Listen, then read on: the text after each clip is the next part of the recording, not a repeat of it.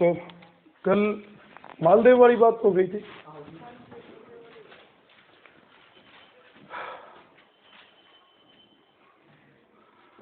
अब थोड़ी सी बात वहाँ एक चीज़ रह गई थी कल, उस पर भी बात कर दूँ, फिर दोहरा दूँ। ये घटना आगे फिर काम देने वाली है। 1540 में कन्नौज की लड़ाई हुई, उसमें शेर शाह ने हुमायूं को हिंदुस्तान से बाहर जाने पे मजबूर कर दिया। और जब वो बाहर गया 1540 में जब वो बाहर गया, उसके भटकते हुए दिनों में उसके साथ उसका एक भाई था हिंदाल, उसके साथ वो जहाँ चला गया सिंध में रहते हुए उसने जिस लड़की से विवाह किया वो थी हमीदा बानू बेगम, जो मीर अली अकबर जामी उस दोस्त बाबा की बेटी थी, जो हिंदाल के आध्यात्मिक गुरु थे। जैसे ही हुमायूं ने उसके साथ विवाह किया, उसका साथ छोड़कर चला गया हिंदाल, तो बहुत बाद में लौट कर आया। और जैसे ही 1541 में उसका विवाह हुआ, ठीक उसी समय उसको एक ऐसे शासक का संदेश मिला जिसको हम मालदेव कहते हैं। वहाँ से वो बीकानेर तक आया, आने में देर करी, तब तक परिस्थितियाँ बदल चुकी थी और अब हुमायूं की मदद करने में वो इरादा नहीं रखता था। और इससे हुमायूं को जब ये खबर मिली कि वो आपको पकड़कर शेर शाह को सौंप देगा, हुमायूं लौट गया। कहते हैं हुमायूं भटक रहा था हमारे इन बंजर जमीनों में, 3 दिन तक उसके सैनिकों को पीने को एक बूंद पानी नहीं मिला। और कहते हैं एक दिन कहीं वीराने में एक कुआं मिल गया कि हुमायूं और उसके सैनिकों ने इतना पानी पी डाला कि बहुत से लोग ज़्यादा पानी पीने से मर गए। बहुत सी एक बड़ी घटना ये। उसके बाद हुमायूं निकला, जैसे ही सीमा को उसने पार किया हमारे राजस्थान की, वो पहुंच गया अमरकोट। और अमरकोट उस समय राजस्थान में ही था। कल मैंने एक बात बताई, वहाँ पर जिन राजपूतों का शासक था, सोडा राजपूतों का, और वहाँ का राजा इस समय था वीर शाह।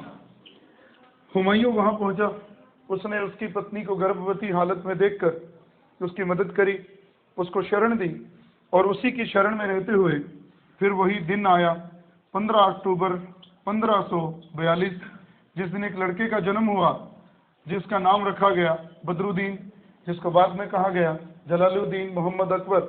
ये नाम उसका रखा गया जब वो कितना था, 3 वर्ष की आयु का था। हालांकि ये बात बदरुद्दीन वाली डॉक्टर स्मिथ ने कही है, जिसको स्वीकार करने में थोड़ी सी हिचकिचाहट दिखाते हैं विद्वान, पर फिर भी एक अपवाद भी है तो भी पढ़ना है।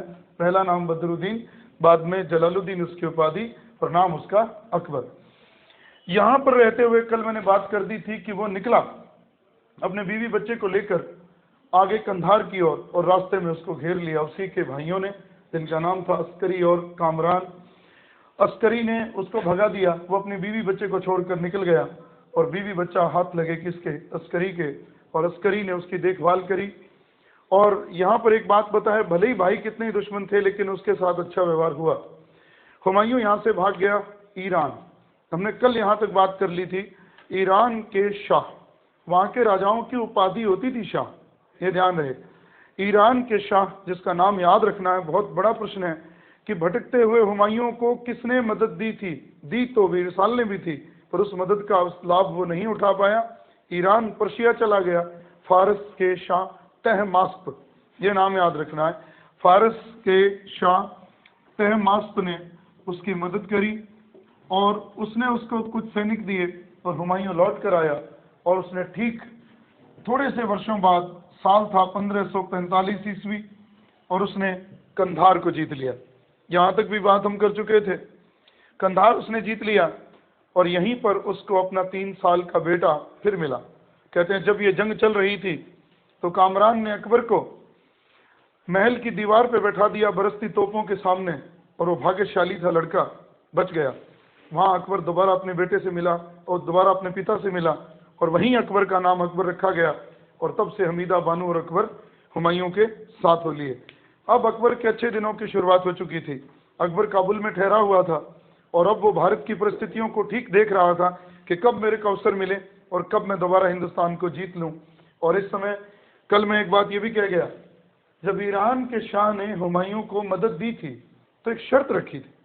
वो किस धर्म का था? शिया। और उसने एक बात कही थी कि आप अपने वहाँ जाकर शिया धर्म का प्रचार करोगे तब तो मैं आपको मदद देता हूँ।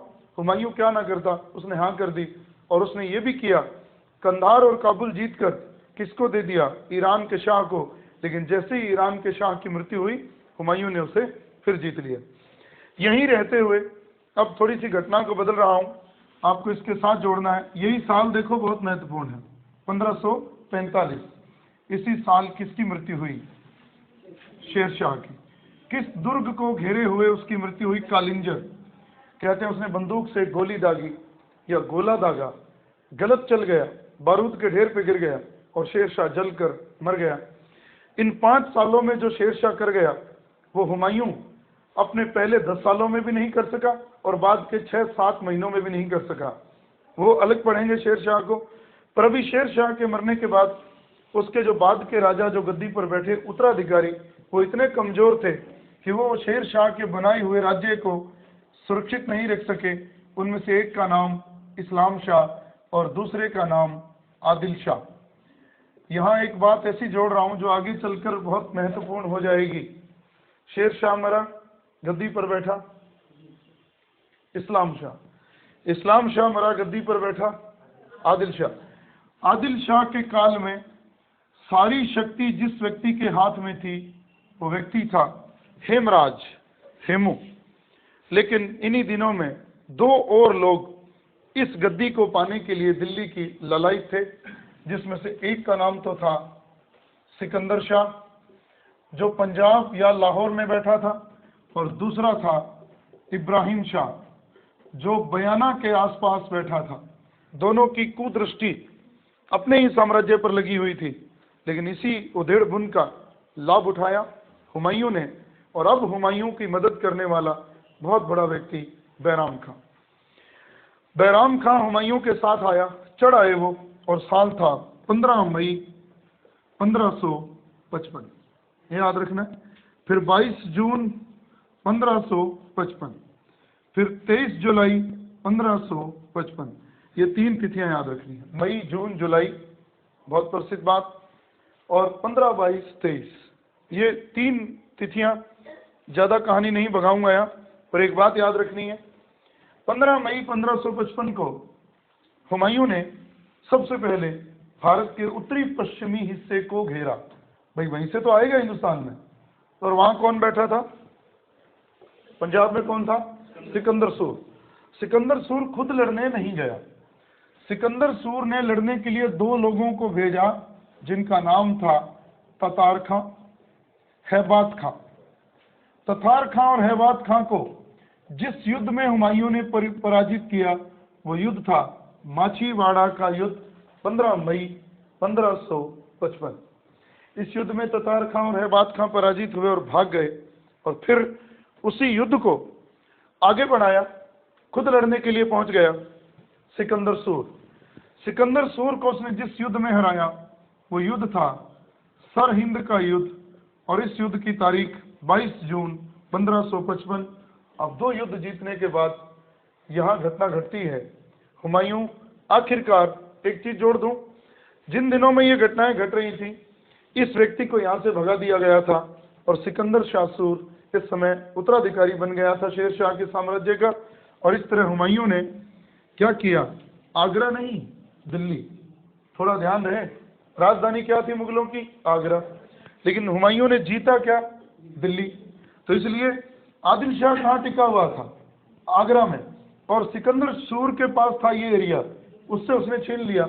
और ये दिन था 23 जुलाई 1555 को आखिरकार हुमायूं ने दिल्ली में प्रवेश किया और फिर बना दिल्ली का शासक। दोबारा हुमायूं वापस लौटा, एक व्यक्ति की मदद मिली, लोग तो और बहुत थे, पर बैराम खां ही हमारे लिए बहुत प्रसिद्ध है। बैराम खां ने उसको हिंदुस्तान को पुनः विजय करने में बहुत मदद की, और उस मदद की कड़ी में जब हिंदुस्तान में पेशावर के रास्ते प्रवेश कर गया तो पहला युद्ध उसका होता है माछीवाड़ा। लड़ने वाले 2 लोग किसके सेनापति थे? सिकंदर के, और वो था ततार खां और हैबात खां। ये लड़ा गया, ठीक थोड़े ही समय बाद, 1 महीना 7 दिन के बाद ये खुद लड़ने गया, ये भी हारा, भाग गया, पकड़ा नहीं गया, मारा नहीं गया, भाग गया। और 22 जून 1555 को उसने उसको भी विजयी कर लिया। वो युद्ध था सरहिंद का। अब आपसे प्रश्न यूं, हुमायूं को हिंदुस्तान विजयी करने में किस वंश के शासकों को पराजित करना पड़ा? सूरवंश। वो ये भी ना पूछे, अफगान भी लिख सकता है, वो मुगल नहीं थे, ये अफगान थे। अफगानी सत्ता को पराजित किया था हुमायूं ने। और अब बात ये 23 तारीख को दिल्ली में आया और पुनः दिल्ली की गद्दी उसे मिली। और इन्हीं दिनों में कुछ महीना, अब देखो 27 जनवरी, 6 महीने या 7 महीने इतने वो जिया। और एक दिन अपने ही बनवाए हुए महल में, जिसका नाम था दीन पनाह, उसके पुस्तकालय की सीढ़ियों में, पुस्तकालय में पढ़ रहा था। नमाज का टाइम हुआ, उतरने लगा, पैर फिसला और लुढ़कते हुए जमीन पे गिरा, दम तोड़ दिया। और लेनपुल महोदय ने बाकी की बात पूरी कर दी कि हुमायूं जीवन भर लड़खड़ाता रहा और लड़खड़ाते हुए ही इस दुनिया से कूच कर गया।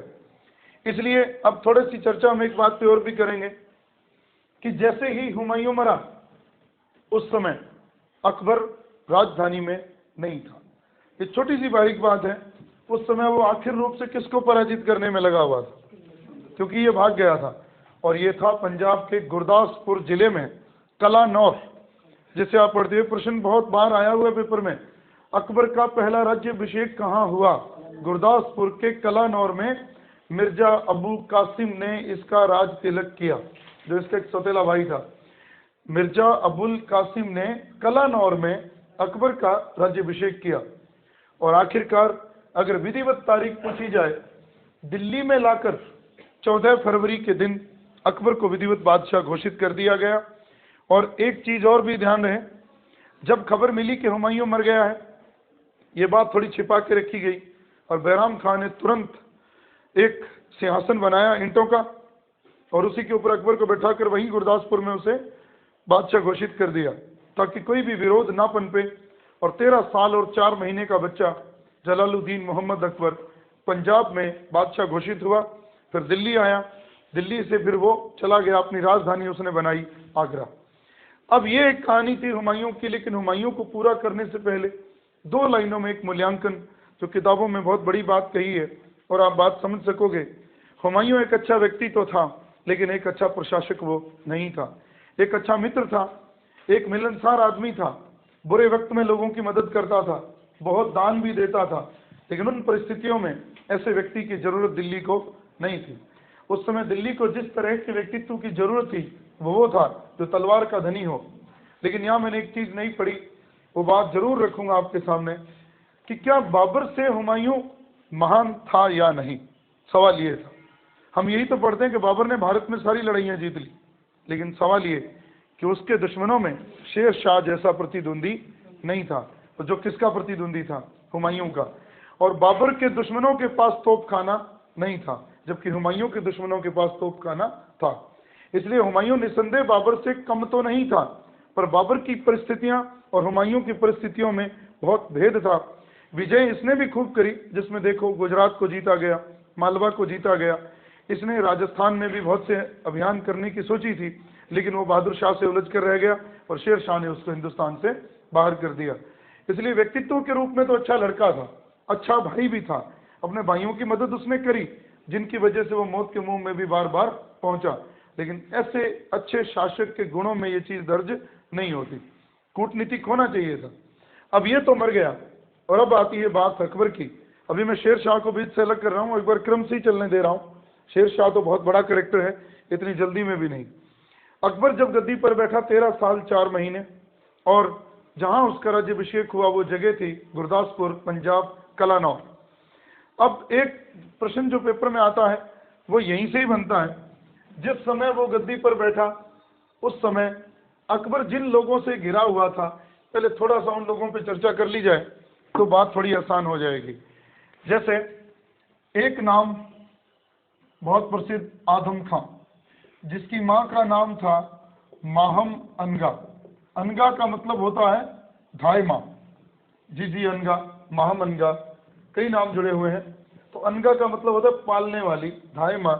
जो सबसे बड़ी थी उसका नाम था माहम अनगा। एक इसकी बेटी थी जिसका नाम था जीजी अनगा। जीजी अनगा के पति का नाम था शमशुद्दीन अतका खां, जिसको कुछ समय के लिए वजीर भी बनाया गया। एक तो ये, एक इसका बेटा आदम खां, लेकिन एक व्यक्ति जो बहुत ही प्रसिद्ध था, बैराम खां। एक नाम यहाँ और लिखूंगा जिसको अभी नहीं साथ में चर्चा करूंगा, शेख गदाई, ये याद रखना है। अब ये लोग क्या कर रहे हैं, इसी से ही अकबर का प्रारंभिक जीवन तय होने वाला है। अकबर गद्दी पर बैठता है 1556 में और शासन करता है 1605 ईस्वी तक। अब बात ये, जिस समय अकबर गद्दी पर बैठा किसके संरक्षण में, बैराम खान। कितने साल, 4 साल। ये प्रश्न पेपर में यूं सीधे ही आता है, बैराम खान के संरक्षण में अकबर ने कितने वर्ष शासन किया, तो उत्तर है 4 वर्ष, 1556 से 1560। लेकिन इन्हीं दिनों में बहुत कुछ घटा, और वो आपको यही याद रखना है कि गद्दी पर बैठाना चाहती थी महामनगा किसे, अपने बेटे को। उसने षड्यंत्र किए, अकबर के कान भरने शुरू कर दिए। और अब एक किंवदंती पे नहीं जाऊंगा, पुख्ता बात पे। अबुल फजल लिखता है, बैराम खां के पतन का कारण उसका अपना दंभ था, उसका अपना अहंकार था। वो अहंकार क्या था, कई कारण थे उसके पतन होने के। एक तो बैराम खां जिस संप्रदाय का था वो शिया था, ये ध्यान रखना।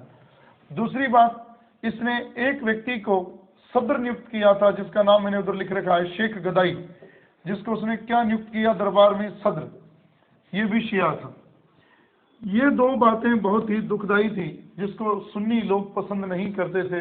और वो ये भी पसंद नहीं करते थे कि अकबर के ऊपर एक ऐसे व्यक्ति का प्रभाव रहे जो हमारी दाल नहीं गलने देता। बैराम खान निस्संदेह ईमानदार था, उसने बुरे वक्त में हुमायूं की बहुत मदद करी थी।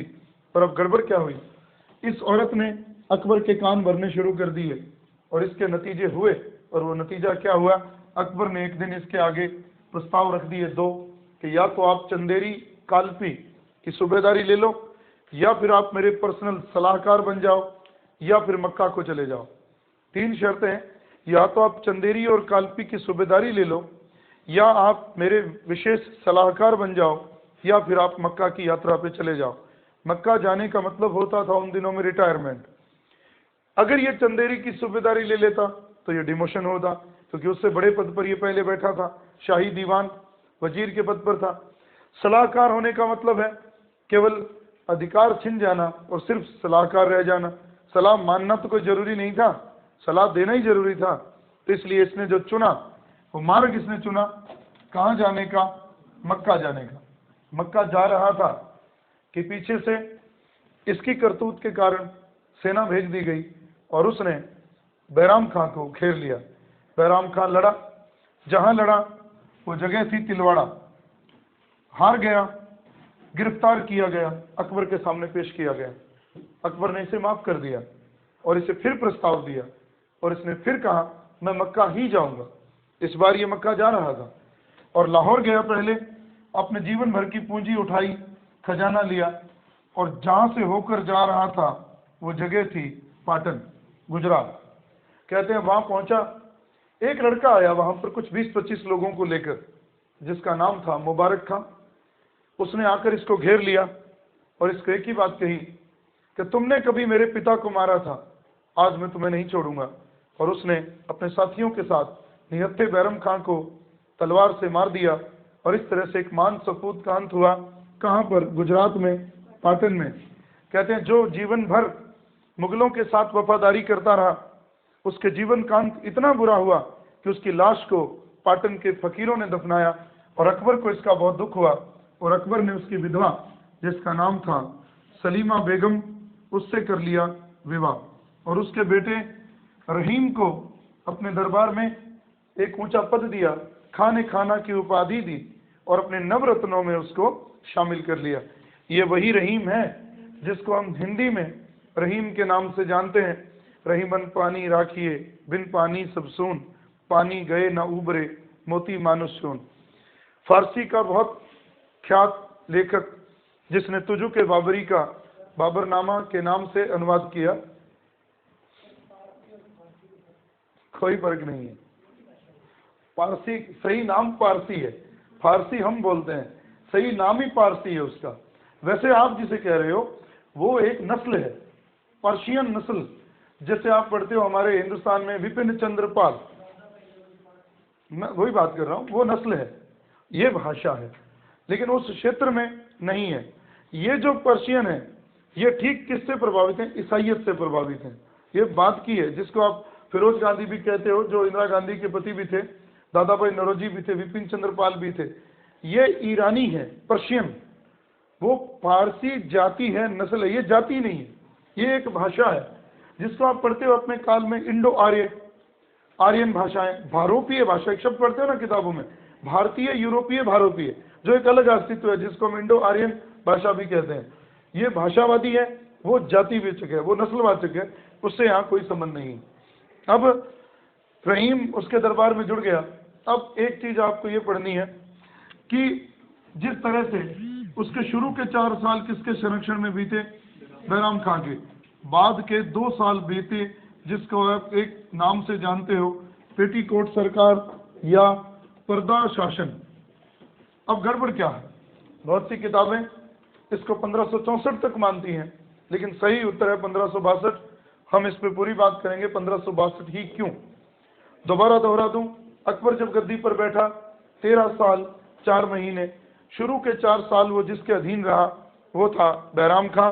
उन्हीं दिनों में अकबर की शिक्षा का प्रबंध भी किया गया, बहुत लोग आए, लेकिन कोई भी अकबर को पढ़ाने में समर्थ नहीं रहा, और जिसमें एक नाम था असदुद्दीन, लेकिन एक आया अब्दुल लतीफ, जो आप किताबों में पढ़ते हो। कहते हैं अकबर को जब पढ़ाते वो पढ़ता रहता, जब उससे कुछ सुनते तो सब साफ होता, उसे कुछ भी नहीं आता था। वो कहता था मुझे कबूतर उड़ाने दो, मुझे घोड़े दौड़ाने दो, मुझे तलवार चलाने दो, मुझे नहीं पढ़ना। लेकिन एक बात और, लोग उसकी स्मृति की दाद देते थे। बहुत कुछ याद था उसे, लिखना नहीं जानता था पर बहुत कुछ आता था उसे, बहुत कुछ याद रखता था। इसकी तुलना करिए बहुत बड़ी चीज से।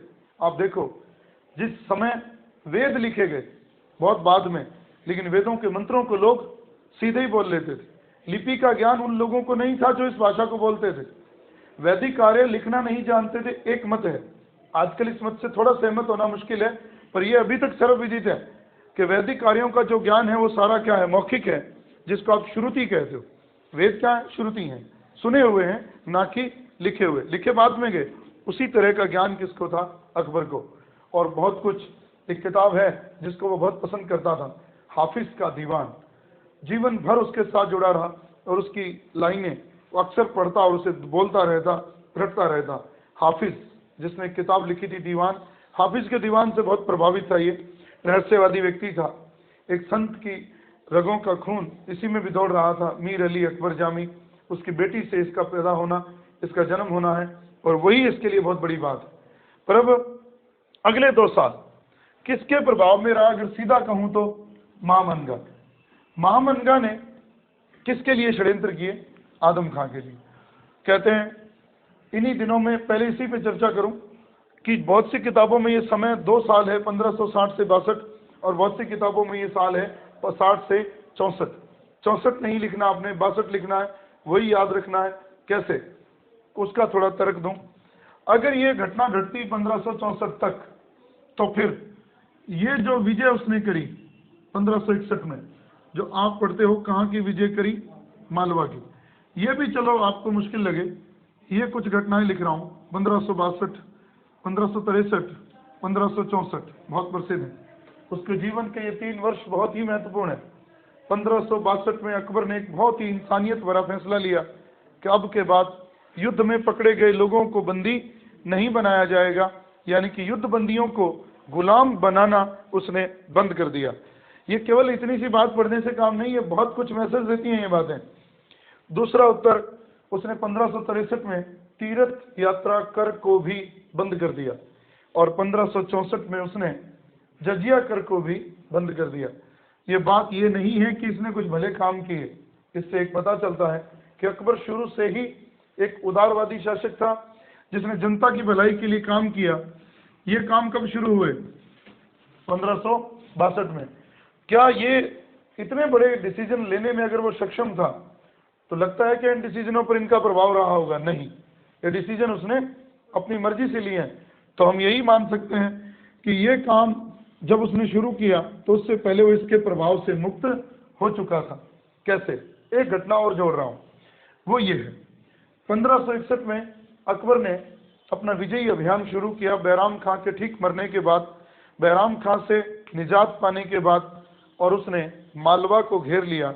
और मालवा में एक शासक था, बाज बहादुर, संगीत का बहुत बड़ा प्रेमी, और उसकी एक पत्नी रूपमती, जिसकी समाधि उज्जैन में है, और वो शराबी भी था। और अकबर ने उसे जीतने के लिए भेज दिया अपने सौतेले भाई को, जिसका नाम था आदम खां। वो पहुंच गया, उसने इसको हरा दिया। जैसे ही उसने हराया, वहां से लूट का माल लेकर आया, कुछ औरतें पकड़ लाया, और वो ले जाकर अकबर को उसने नहीं सौंपे। यानी कि मालवा से जो लूट का माल मिला था, उसका हिसाब किताब उसने नहीं दिया। इसकी खबर अकबर को मिल गई। एक दिन कहते हैं अकबर ने उन्हीं दिनों में एक व्यक्ति को अपने वजीर का पद दे दिया था, शमशुद्दीन को, जिसने कभी हुमायूं की जान बचाई थी।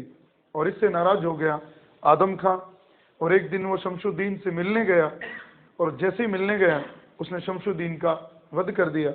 और वहीं से चला शराब के नशे में। समय था कहीं दोपहर का लिखा है, कहीं रात का। अकबर सो रहा था अपने हरम में कि वहीं वो तलवार लेकर पहुंच गया। इससे पहले कि वो वहां पहुंचता अकबर को मारने के लिए, उसको खबर मिल चुकी थी अकबर को, और वो शोर सुनकर बाहर आया, और उसने कोशिश करी आदम खां ने अकबर का हाथ पकड़ने की। अकबर ने हाथ नहीं पकड़ने दिया, कहते एक थप्पड़ मारी उसे और वो बेहोश हो गया। अकबर को इतना गुस्सा आया इसकी इस कारकर्दगी पे, अकबर ने एक आदेश दिया, वहीं पे जहां वो सो रहा था अपने महल की छत से उसे 3 मंजिल से नीचे गिराया, फिर लाया गया, फिर गिराया गया, सर फट गया, और वहीं आदम खां मर गया। उन्हीं दिनों में उसके संताप में उसकी मां महामनगा बीमार हो गई। 40 दिन तक वो तड़पी, और मरने से पहले उसने अकबर को एक बात कही, हुजूर आपने अच्छा ही किया, वो इसी के लायक था। और उसी के संताप में 40 दिन बाद उसने भी दम तोड़ दिया। और वो घटना घट चुकी थी कब तक? 1562 तक। इसलिए अकबर पेटीकोट सरकार, पर्दा शासन, क्या नाम है उसका? जब तक अकबर जो है महल की महिलाओं के प्रभाव में रहा, इसलिए उस शासन को नाम दिया गया पेटीकोट सरकार या पर्दा शासन। अब ये घटनाएं तो ये हो गई, उसने मालवा को जीत लिया। लेकिन अब उसके जीवन का एक ऐसा पड़ाव जो बहुत ही प्रसिद्ध है। कहते हैं अकबर के सलीम को छोड़कर 5 बेटे और 2 बेटियां थी, जिनके नाम बहुत कम मिलते हैं, पर 2 नाम बहुत प्रसिद्ध हैं, दानियाल, मुराद, 2 नाम मिलते हैं। अकबर के काल में ही वो मर गए, नालायक थे। इसलिए अकबर सोच रहा था कि मेरे कोई ऐसी संतान हो जिससे मैं गद्दी दे सकूं। पर इससे पहले अब मैं कुछ एक किस्से उसके जीवन के जो बड़े रोचक हैं, और वो घटना अब मैं पहले यहां तक तो ले आया, अब एक बहुत पीछे घटना घटी, अब उसको लाता हूं। एक बार ये पढ़ा, 2 घटनाएं। अकबर जैसे ही गद्दी पर बैठा था, शेर शाह सूरी का एक उतरा